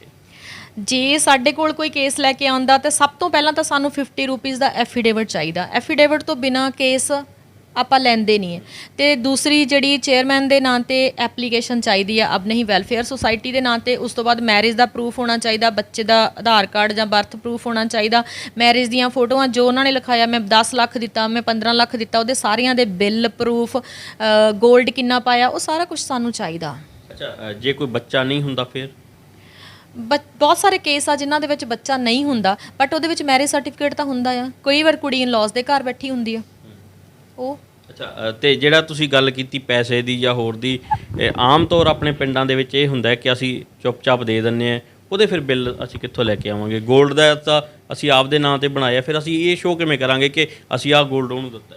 ਗੋਲਡ ਦੇ ਵਿੱਚ ਹੁੰਦਾ ਕਿ ਦੇਖੋ ਜੀ ਅਸੀਂ ਲੈਂਦੇ ਆ ਪਿਕਸ, ਜਿਵੇਂ ਕਿ ਮਾਮੇ ਨੂੰ ਕੋਈ ਮੁੰਦੀ ਪਾਈ ਆ, ਚਾਚੇ ਨੂੰ ਪਾਈ ਆ, ਜਿਹਨੂੰ ਵੀ ਪਾਈ ਹੁੰਦੀ ਆ, ਅਗਲੇ ਕੋਲੇ ਸਬੂਤ ਤਾਂ ਹੁੰਦੇ ਹੀ ਆ, ਉਸਦੇ ਬਿੱਲ ਵੀ ਹੁੰਦੇ ਆ ਔਰ ਮੈਰਿਜ ਦੀ ਡੇਟ ਦੇ ਨੀਅਰ ਅਬਾਊਟ ਦੇ ਹੁੰਦੇ ਆ। ਇਹ ਤਾਂ ਪੁਲਿਸ ਵੀ ਇਹੀ ਵੈਰੀਫਿਕੇਸ਼ਨ ਕਰਦੀ ਆ ਤੇ ਉਹ ਜਿਹੜੇ ਆ ਅਸੀਂ ਇਹ ਰੱਖ ਲੈਂਦੇ ਆ, ਮਤਲਬ ਉਹਦੇ ਆਧਾਰ ਤੇ ਕਰਦੇ ਆ। ਜਿਹੜੀ ਰਹੀ ਪੈਸੇ ਦੀ ਗੱਲ, ਕਿ ਜਦੋਂ ਕਿਸੇ ਨੇ ਕਿਸੇ ਨੂੰ ਪੈਸੇ ਅੰਦਰ ਖਾਤੇ ਦਿੱਤੇ ਹੁੰਦੇ ਆ ਵੀ ਮਤਲਬ ਉਹਦਾ ਕੋਈ ਪ੍ਰੂਫ ਨਹੀਂ ਦੇ ਸਕਦੇ, ਉਹ ਕਹਿ ਦਿੰਦੇ ਆ ਕਈ ਵਾਰੀ ਕਿ ਜੀ ਅਸੀਂ ਉੱਥੋਂ ਕਢਵਾਏ ਸੀ, ਅਸੀਂ ਫਲਾਨੀ ਜਗ੍ਹਾ ਵੇਚੀ ਸੀ, ਜ਼ਮੀਨ ਵੇਚੀ ਸੀ, ਫਿਰ ਉਹਦਾ ਅਸੀਂ ਕੁਝ ਨਹੀਂ ਕਰ ਸਕਦੇ ਕਿਉਂਕਿ ਇਹ ਚੀਜ਼ਾਂ ਤਾਂ ਪੁਲਿਸ ਨੇ ਵੀ ਵੈਰੀਫਿਕੇਸ਼ਨ ਕਰਨੀਆਂ ਹੁੰਦੀਆਂ। ਤੇ ਜੇ ਪੁਲਿਸ ਦੀ ਵੈਰੀਫਿਕੇਸ਼ਨ ਦੇ ਵਿੱਚ ਆਉਂਦਾ ਆ ਕਿ ਉਹ ਪ੍ਰੂਫ ਕਰ ਪਾਉਂਦੇ ਆ ਉਸ ਚੀਜ਼ ਨੂੰ ਕਿ ਇਹਨਾਂ ਨੇ ਵਾਕਿਆ ਹੀ ਉਹਨਾਂ ਨੂੰ ਪੈਸੇ ਦਿੱਤੇ ਆ ਤਾਂ ਹੀ ਕੁਝ ਹੋ ਸਕਦਾ, ਅਦਰਵਾਈਜ਼ ਤਾਂ ਨਹੀਂ। ਤੇ ਮੈਂ ਸਾਰਿਆਂ ਨੂੰ ਇਹੀ ਕਹਿਣਾ ਚਾਹੂੰਗੀ ਕਿ ਅਗਰ ਤੁਸੀਂ ਕਿਸੇ ਨੂੰ ਪੈਸੇ ਦਿੰਦੇ ਹੋ ਤਾਂ ਤੁਸੀਂ ਬਾਈ ਅਕਾਊਂਟ ਜਾਂ ਵਿਦ ਪ੍ਰੂਫ ਉਹਦੇ ਰੱਖੋ ਆਪਣੇ ਕੋਲੇ, ਤਾਂ ਕਿ ਜਿਹੜੇ ਆਉਣ ਵਾਲੇ ਟਾਈਮ 'ਚ ਇਹ ਜਿਹੜੀ ਪ੍ਰੋਬਲਮ ਨਾ ਹੋਵੇ। ਕਿਉਂਕਿ ਇੱਕ ਚੀਜ਼ ਤਾਂ ਹੈਗੀ ਆ ਵੀ ਜਦੋਂ ਦੇਖਿਆ ਜਾਂਦਾ ਇਹ ਵੀ ਆਪਾਂ ਜਦੋਂ ਰਿਸ਼ਤਾ ਕਰਦੇ ਹਾਂ ਪਹਿਲਾਂ ਹੀ ਤਾਂ ਨਹੀਂ ਸੋਚਦੇ ਹੈ ਨਾ ਵੀ ਇਹ ਸਾਡੇ ਨਾਲ ਧੋਖਾ ਕਰਨਗੇ ਜਾਂ ਸਾਡੇ ਨਾਲ ਇਦਾਂ ਹੋ ਜੂ, ਨੈਗੇਟਿਵਿਟੀ ਨਹੀਂ ਆਪਾਂ ਸੋਚਦੇ, ਪਰ ਫਿਰ ਵੀ ਕਿਤੇ ਨਾ ਕਿਤੇ ਪੋਜ਼ਿਟਿਵ ਹੋ ਕੇ ਸੋਚਣ ਦੀ ਲੋੜ ਆ ਵੀ ਜਿਹੜੇ ਵੀ ਤੁਸੀਂ ਪੈਸਾ ਖਰਚ ਕਰਦੇ ਹੋ, ਜੋ ਵੀ ਤੁਸੀਂ ਕਰਦੇ ਹੋ, ਉਹਨੂੰ ਵਿਦ ਪ੍ਰੂਫ ਤੁਸੀਂ ਕਰੋ। ਸਤੀ ਜੀ, 90 ਤੱਕ ਤੁਸੀਂ ਕਿਹਾ ਵੀ ਕੇਸ ਹੈ ਜਿਹੜੇ ਅੱਜ ਤੱਕ ਸੋਲਵ ਹੋ ਚੁੱਕੇ ਆ, ਚਾਹੇ ਉਹ ਬਸੇ ਹੈ ਚਾਹੇ ਉਹ ਅੱਡ ਹੋ ਗਏ ਆ। ਕਦੇ ਇਹ ਵੀ ਹੋਇਆ ਕਿ ਕੋਈ ਕੇਸ ਤੁਸੀਂ ਸੋਲਵ ਕੀਤਾ ਹੋਵੇ ਤੇ ਤੁਹਾਨੂੰ ਉਸ 'ਤੇ ਲੱਗਦਾ ਹੋਵੇ ਵੀ ਮੈਂ ਆਹ ਗਲਤ ਕਰਤਾ ਤੇ ਤੁਹਾਨੂੰ ਪਛਤਾਵਾ ਹੋਵੇ? ਨਹੀਂ, ਕੁਝ ਇਸ ਤਰ੍ਹਾਂ ਦਾ ਕਦੇ ਸਾਹਮਣੇ ਨਹੀਂ ਆਇਆ। ਹਾਂ, ਇਦਾਂ ਜ਼ਰੂਰ ਹੁੰਦਾ ਕਿ ਜਦੋਂ ਕਈ ਵਾਰ ਇੱਕ ਪਾਰਟੀ ਸਾਡੇ ਕੋਲ ਆਉਂਦੀ ਹੈ, ਮੀਨਸ ਸਾਡੇ ਕੋਲ ਕੁੜੀ ਆਈ ਆ, ਕੁੜੀ ਨੇ ਸਾਨੂੰ ਇਹ ਕਿਹਾ ਕਿ ਜੀ ਮੇਰਾ ਹਸਬੈਂਡ ਗਲਤ ਆ, ਨਸ਼ਾ ਕਰਦਾ, ਇਹ ਕਰਦਾ, ਉਹ ਕਰਦਾ, ਮੈਨੂੰ ਲੈ ਕੇ ਨਹੀਂ ਜਾਂਦਾ। ਚਲੋ ਆਪਾਂ ਵੈਰੀਫਿਕੇਸ਼ਨ ਕਰਦੇ ਹਾਂ, ਆਪੋਜ਼ਿਟ ਪਾਰਟੀ ਨੂੰ ਬੁਲਾਇਆ ਜਾਂਦਾ, ਫਿਰ ਉਸ ਤੋਂ ਬਾਅਦ ਉਹ ਕੁੜੀ ਕੋਲ ਪ੍ਰੂਫ ਨਹੀਂ ਹੁੰਦੇ, ਫਿਰ ਉਸ ਤੋਂ ਬਾਅਦ ਉਹ ਕੁੜੀ ਮਤਲਬ ਅਗਲੀ ਵਾਰ ਸਾਡੇ ਕੋਲ ਨਹੀਂ ਆਉਂਦੀ। ਫਿਰ ਉਦੋਂ ਇਹ ਚੀਜ਼ ਦਾ ਦੁੱਖ ਜ਼ਰੂਰ ਲੱਗਦਾ ਕਿ ਜਿਹਨੇ ਸਾਡੇ ਤੱਕ ਅਪਰੋਚ ਕੀਤੀ ਆ ਤੇ ਜਦੋਂ ਅਸੀਂ ਸੱਚ ਬੋਲਿਆ ਤਾਂ ਉਹਨੂੰ ਇਹ ਸੱਚ ਬੁਰਾ ਲੱਗਿਆ, ਐਂਡ ਤੇ ਉਹ ਇਹੀ ਸਾਨੂੰ ਮਤਲਬ ਕਹਿ ਕੇ ਚਲੇ ਜਾਂਦੇ ਕਿ ਤੁਸੀਂ ਆਪੋਜ਼ਿਟ ਪਾਰਟੀ ਨਾਲ ਮਿਲ ਗਏ। ਤੁਹਾਡੇ ਵੱਲੋਂ ਜਦੋਂ ਕੇਸ ਲਿਆ ਜਾਂਦਾ ਹੈ, ਜਿਵੇਂ ਤੁਸੀਂ ਦੱਸਿਆ ਕਿ 1100 ਰੁਪਏ ਤੇ 50 ਰੁਪਏ ਦਾ ਸਟਾਮ ਲਿਆ ਜਾਂਦਾ ਹੈ, ਉਸ ਤੋਂ ਇਲਾਵਾ ਤੁਸੀਂ ਕੋਈ ਪੇਮੈਂਟ ਹੈ ਜਿਹੜੀ ਉਹ ਕੇਸ ਵਾਲੇ ਤੋਂ ਨਹੀਂ ਲੈਂਦੇ? ਨਹੀਂ, ਉਸ ਤੋਂ ਬਿਨਾਂ ਅਸੀਂ ਕੋਈ ਪੇਮੈਂਟ ਨਹੀਂ ਲੈਂਦੇ। ਬਸ ਇਹ ਵੀ ਅਸੀਂ 2-3 ਮਹੀਨੇ ਪਹਿਲਾਂ ਤਾਂ ਸ਼ੁਰੂ ਕੀਤਾ ਕਿਉਂਕਿ ਲੋਕਾਂ ਨੇ ਜਿਵੇਂ ਜਲੰਧਰ ਬੁਲਾ ਲਿਆ, ਕਿਸੇ ਨੇ ਅੰਮ੍ਰਿਤਸਰ ਬੁਲਾ ਲਿਆ, ਲੋਕ ਫਿਰ ਉਸ ਤੋਂ ਬਾਅਦ ਏਡੀ ਦੂਰ ਬੁਲਾਉਣ ਤੋਂ ਬਾਅਦ ਵੀ ਕਦੇ ਸਾਨੂੰ ਮਤਲਬ ਆਪਣੇ ਆਪ ਫਾਰਮੈਲਿਟੀ ਨਹੀਂ ਮਾਰਦੇ, ਕੋਈ ਵੀ ਪੈਟਰੋਲ ਦੀ ਜਾਂ ਕਿਸੇ ਖਾਣੇ ਦੀ, ਤਾਂ ਕਰਕੇ ਫਿਰ ਅਸੀਂ ਇਹ ਸ਼ੁਰੂ ਕੀਤਾ। ਹੁਣ ਅਸੀਂ ਓਪਨਲੀ ਕਹਿੰਦੇ ਆ ਕਿ ਅਸੀਂ ਆਪਣੇ ਪੇਜ ਤੇ ਵੀ ਪਾਇਆ ਹੋਇਆ ਕਿ 1100 ਅਸੀਂ ਫੀਸ ਲੈਣੀ ਆ, ਅਗਰ ਕਿਸੇ ਦਾ ਦਿਲ ਕਰਦਾ ਸਾਡੇ ਕੋਲ ਆ ਜਾਓ, ਅਗਰ ਕਿਸੇ ਦਾ ਦਿਲ ਕਰਦਾ ਸਾਡੇ ਕੋਲ ਨਾ ਆਓ। ਤੇ ਲੋਕਾਂ ਤੋਂ ਕੀ ਅਪੀਲ ਹੈ ਤੁਹਾਨੂੰ, ਜਿਹੜੇ ਲੋਕ ਇਹੋ ਜਿਹੇ ਕਰਦੇ ਆ, ਚਾਹੇ ਕੁੜੀਆਂ ਨੇ ਚਾਹੇ ਮੁੰਡੇ ਨੇ, ਉਹਨਾਂ ਨੂੰ ਕੀ ਅਪੀਲ ਕਰਨਾ ਚਾਹੋਗੇ? ਮੈਂ ਇਹਨਾਂ ਲੋਕਾਂ ਨੂੰ ਇਹ ਅਪੀਲ ਕਰਨਾ ਚਾਹੁੰਦੀ ਆ ਜਿਹੜੇ ਵਿਆਹ ਕਰਵਾ ਕੇ ਛੱਡ ਕੇ ਚਲੇ ਜਾਂਦੇ ਆ, ਉਹਨਾਂ ਨੂੰ ਇਹ ਕਹਿਣਾ ਚਾਹੁੰਦੀ ਆ, ਦੇਖੋ ਤੁਸੀਂ ਬਾਹਰਲੇ ਕੰਟਰੀ ਦੇ ਵਿੱਚ ਜਾ ਕੇ ਆਪਣੀ ਲਾਈਫ ਆ ਜਿਹੜੀ ਉਹ ਸ਼ੁਰੂ ਕਰਤੀ, ਤੁਸੀਂ ਭੁੱਲ ਚੁੱਕੇ ਹੋ ਕਿ ਪਿੱਛੇ ਕੀ ਹੋਇਆ। ਕਈਆਂ ਦੇ ਬੱਚੇ ਹੁੰਦੇ ਆ, ਕਈ ਕੇਸ ਇੱਦਾਂ ਦੇ ਆ ਜਿਹਦੇ ਵਿੱਚ ਨਾ ਮੁੰਡੇ ਧਰਮ ਬਦਲਾ ਕੇ ਕਿਸੇ ਹੋਰ ਕੰਟਰੀ ਦੀ ਕੁੜੀ ਨਾਲ, ਹੋਰ ਧਰਮ ਦੀ ਕੁੜੀ ਨਾਲ ਵਿਆਹ ਕਰ ਲੈਂਦੇ ਆ ਤੇ ਉਹਨਾਂ ਦੇ ਬੱਚੇ ਪਿੱਛੇ ਆਵਾਜ਼ਾਂ ਮਾਰਦੇ ਆ, ਕਰਲਾਉਂਦੇ ਆ, ਉਹ ਨਹੀਂ ਮੁੜਦੇ ਪਿੱਛੇ। ਮੈਂ ਇਹੋ ਹੀ ਕਹਿਣਾ ਚਾਹੂੰਗੀ ਕਿ ਦੇਖੋ ਤੁਸੀਂ ਆਪਣੀ ਲਾਈਫ ਸ਼ੁਰੂ ਕਰ ਲਈ, ਪਰ ਜੋ ਪਿੱਛੇ ਆ ਉਹਨੂੰ ਤੁਸੀਂ ਖ਼ਤਮ ਕਰ ਦਿਓ, ਫਿਨਿਸ਼ ਕਰ ਦਿਓ। ਉਹਦਾ ਜੋ ਮੇਨਟੇਨੈਂਸ ਬਣਦਾ, ਤੁਹਾਡੇ ਬੱਚਿਆਂ ਦਾ ਜੋ ਫਿਊਚਰ ਦਾ ਤੁਸੀਂ ਮਤਲਬ ਕਰਨਾ ਆ, ਜੋ ਵੀ ਤੁਸੀਂ ਆਪਸ ਵਿੱਚ ਸਮਝੌਤੇ ਨਾਲ ਜੋ ਵੀ ਹੁੰਦਾ ਉਹਨੂੰ ਫਿਨਿਸ਼ ਕਰ ਦਿਓ, ਨਾਲੇ ਆਪਣੀ ਲਾਈਫ ਜੀਓ, ਨਾਲੇ ਤੁਸੀਂ ਉਹਨਾਂ ਨੂੰ ਲਾਈਫ ਜੀਣ ਦਿਓ। ਕਿਉਂਕਿ ਤੁਸੀਂ ਆਪ ਵਿਆਹ ਕਰਵਾਉਂਦੇ ਹੋ ਜਾਂ ਤੁਸੀਂ ਜੋ ਵੀ ਕਰਦੇ ਹੋ ਤੇ ਉਹਨਾਂ ਦੀ ਜਿਹੜੀ ਉਮਰ ਆ ਉਹ ਤੁਹਾਡੀ ਵੇਟ ਦੇ ਵਿੱਚ ਨਿਕਲ ਜਾਂਦੀ ਆ ਤੇ ਉਹ ਸਾਰੀ ਜ਼ਿੰਦਗੀ ਤੁਹਾਡੀ ਵੇਟ ਕਰਦੀਆਂ ਨੇ ਤੇ ਬੱਚੇ ਵੀ ਤੁਹਾਡੀ ਵੇਟ ਕਰਦੇ ਨੇ। ਤੇ ਇਹ ਜਿਹੜੇ ਪਾਪ ਤੁਸੀਂ ਕਰ ਰਹੇ ਹੋ, ਇਹਦੀ ਜਿਹੜੀ ਸਜ਼ਾ ਆ ਉਹ ਜੇ ਤੁਹਾਨੂੰ ਇਸ ਕਚਹਿਰੀ ਤੋਂ ਨਹੀਂ ਮਿਲੀ, ਉਸ ਕਚਹਿਰੀ ਤੋਂ ਤੁਹਾਨੂੰ ਜ਼ਰੂਰ ਮਿਲੂਗੀ। ਦੋਸਤੋ, ਲੁਧਿਆਣਾ ਦੇ ਜਿਹੜੇ ਇੰਚਾਰਜ ਨੇ ਅਬਨਹੀ ਦੇ, ਉਹ ਤਰਨਪ੍ਰੀਤ ਕੌਰ ਜੀ ਸਾਡੇ ਨਾਲ ਮੌਜੂਦ ਨੇ। ਤਰਨਪ੍ਰੀਤ ਕੌਰ ਜੀ, ਤੁਸੀਂ ਕਿਵੇਂ ਜੁੜੇ ਅਬਨਹੀ ਨਾਲ? ਤੁਹਾਨੂੰ ਕਦੋਂ ਪਤਾ ਲੱਗਿਆ ਕਿ ਇੱਦਾਂ ਦੀ ਕੋਈ ਸੰਸਥਾ ਹੈ, ਕੰਮ ਕਰ ਰਹੀ ਹੈ, ਤੇ ਫਿਰ ਤੁਹਾਡੇ ਦਿਮਾਗ 'ਚ ਕਿਵੇਂ ਆਇਆ ਕਿ ਮੈਨੂੰ ਵੀ ਇਹ ਜਿਹੜਾ ਹੈਗਾ ਜੁੜਨਾ ਚਾਹੀਦਾ? ਐਕਚੁਅਲੀ ਮੈਂ ਨਾ ਆਲਰੇਡੀ ਇੱਕ ਸੋਸ਼ਲ ਵਰਕਰ ਹਾਂ ਤੇ ਇੱਕ ਕੇਸ ਦੇ ਰਿਗਾਰਡਿੰਗ ਮੇਰੀ ਸਤਿੰਦਰ ਦੀਦੀ ਨਾਲ ਮੁਲਾਕਾਤ ਹੋਈ ਤੇ ਉਹਨਾਂ ਦੇ ਬਾਰੇ ਮੈਨੂੰ ਪਤਾ ਲੱਗਿਆ। ਉਹਨਾਂ ਨੇ ਬੜੇ ਵਧੀਆ ਤਰੀਕੇ ਉਹਨਾਂ ਨੇ ਕੇਸ ਸੋਲਵ ਕੀਤਾ ਤੇ ਡੋਮੈਸਟਿਕ ਕੇਸ ਸੀ ਕੋਈ, ਤੇ ਮੈਨੂੰ ਬਹੁਤ ਵਧੀਆ ਲੱਗਿਆ ਉਹਨਾਂ ਨਾਲ ਮਿਲ ਕੇ। ਤੇ ਮੈਂ ਆਲਰੇਡੀ ਇੱਕ ਸੋਸ਼ਲ ਵਰਕਰ ਤਾਂ ਸੀਗੀ ਤੇ ਮੇਰਾ ਵੀ ਦਿਲ ਕੀਤਾ ਕਿ ਜੋ ਇਹ ਕੰਮ ਕਰ ਰਹੇ ਨੇ ਲੇਡੀਜ਼ ਵਾਸਤੇ, ਦੂਜਿਆਂ ਦੇ ਲਈ, ਤੇ ਮੈਂ ਇਹਨਾਂ ਤੋਂ ਇਨਸਪਾਇਰ ਹੋਈ ਤੇ ਮੇਰਾ ਵੀ ਮਨ ਕੀਤਾ ਕਿ ਵੀ ਮੈਂ ਇਹਨਾਂ ਦੇ ਨਾਲ ਚੱਲਾਂ, ਕਿਉਂਕਿ ਮੇਰੇ ਅੰਦਰ ਵੀ ਇਹੀ ਸੀ ਕਿ ਦੂਸਰਿਆਂ ਲਈ ਕੁਝ ਕਰਨਾ ਚਾਹੀਦਾ। ਤੇ ਫਿਰ ਮੈਂ ਇਹਨਾਂ ਦੇ ਨਾਲ ਚੱਲਣ ਦਾ ਮਤਲਬ ਅੰਦਰੋਂ ਦੀ ਸੋਚਿਆ ਕਿ ਵੀ ਮੈਨੂੰ ਕੰਮ ਕਰਨਾ ਚਾਹੀਦਾ ਇਹਨਾਂ ਦੇ ਨਾਲ। ਅੱਛਾ, ਤੁਸੀਂ ਸੋਸ਼ਲ ਵਰਕਰ ਸੀ ਤੇ ਫਿਰ ਪਹਿਲਾਂ ਕੀ ਕੰਮ ਕਰਦੇ ਸੀ? ਕਾਹਦਾ ਸੋਸ਼ਲ ਵਰਕ ਕਰਦੇ?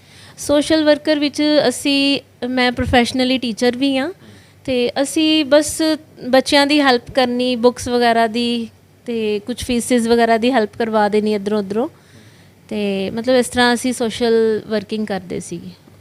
ਤੁਹਾਡਾ ਕੋਈ ਅੱਡ ਵੀ ਵਿਊ ਹੈਗਾ ਅਬਨਹੀ ਨੂੰ ਲੈ ਕੇ, ਵੀ ਜਿਵੇਂ ਤੁਸੀਂ ਕੇਸ ਸੋਲਵ ਕਰਦੇ ਹੋ ਤਾਂ ਤੁਹਾਨੂੰ ਲੱਗਦਾ ਹੋਵੇ ਕਿ ਵੀ ਆਹ ਚੀਜ਼ ਹੈਗੀ ਹੈ ਜਿਹੜੀ ਮੇਰੇ ਤੋਂ ਗਲਤ ਹੋਈ ਹੈ ਜਾਂ ਅਬਨਹੀ ਤੋਂ ਗਲਤ ਹੋਈ ਹੈ?